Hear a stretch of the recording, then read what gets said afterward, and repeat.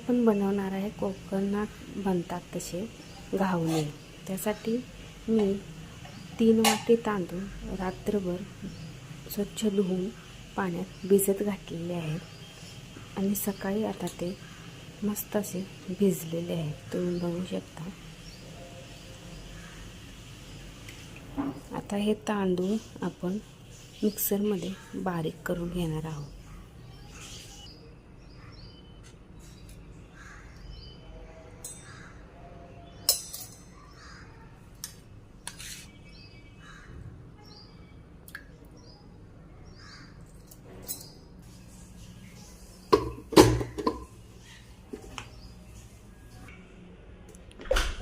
छान असे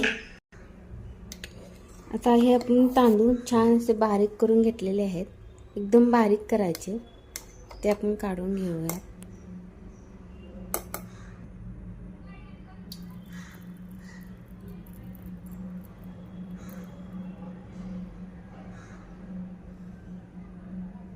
आता उरलेले जेवढे तांदूळ आहेत ते सगळे आपण बारीक करून घेऊया।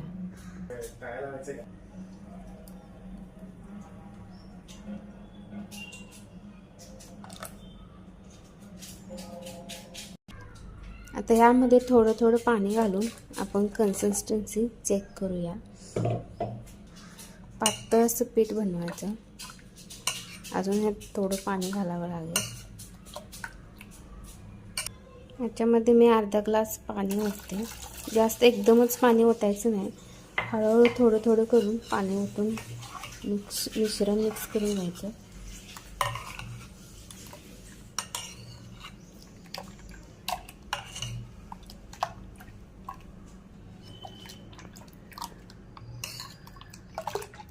असं मिश्रण झालं पाहिजे। अजून थोडं अर्धा ग्लास पाणी लागणार आहे।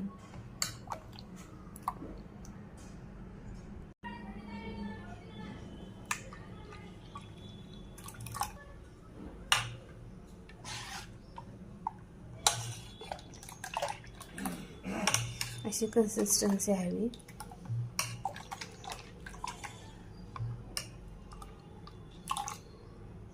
आता यामध्ये आपण चवीनुसार मीठ टाकून घ्या आणि मस्त असं हलवून घ्यायचं।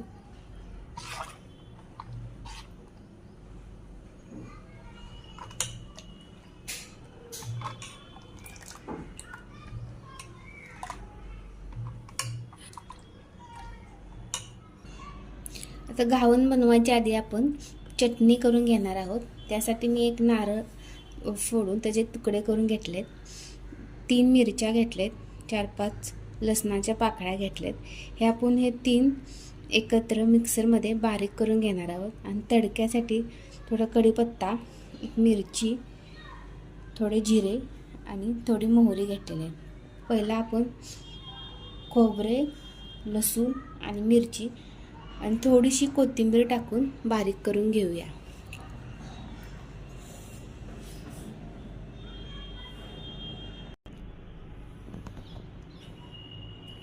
चटणी आपली बारीक करून झाली आहे। अशी जास्त पातळही करायची नाही, थोडंसं पाणी टाकून बारीक करून घ्यायची।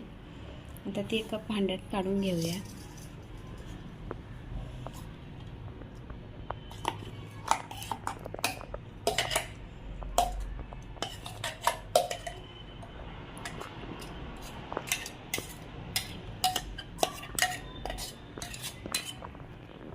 आता चटणीला आपण तडका मारूया। त्यासाठी मी इथे 1 मोठा चमचा तेल घेतलेला आहे, ते गरम करूया।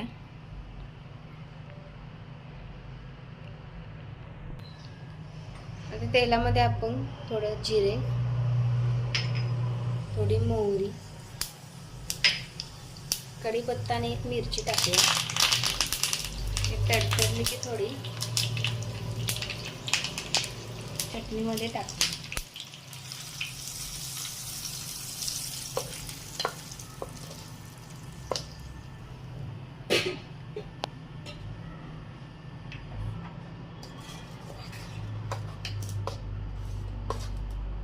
त्यामध्ये चवीनुसार मीठ टाकून घ्यायचं।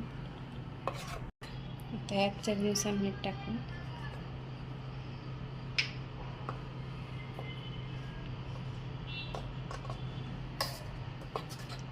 कालवून घ्यायचं एकत्र. आपली चटणी तयार झालेली आहे. आता आपण घावून बनवूया.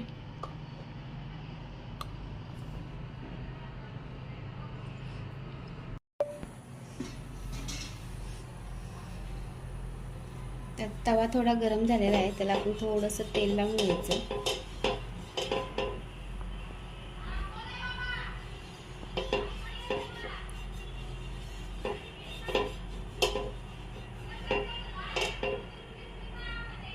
आणि जे पीठ बनवलेलं आहे ते ओतून घेऊया.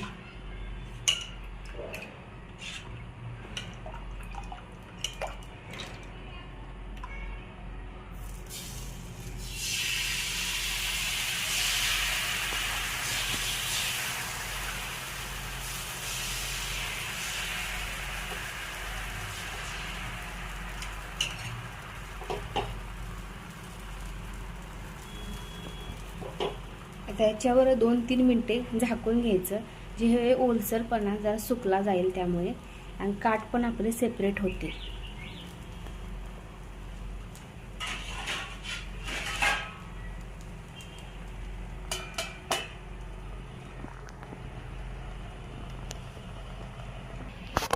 आता 2 मिनटं झालेले आहेत, आपण झाकण काढून घेऊया.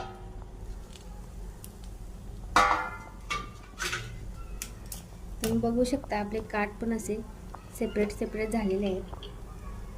तरी कढईत थोडंसं तेल सोडून घेऊया.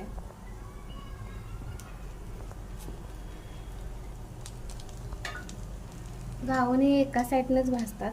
जर तुम्हाला दोन्ही साईडनं भाजणार असाल, कडक पाहिजे असेल तर दोन्ही साईडनं भाजून घेऊया थोडे.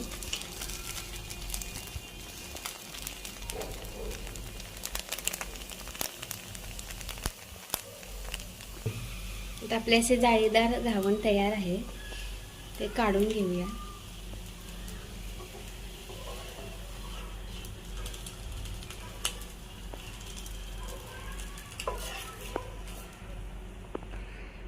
घावून कायम एखाद्या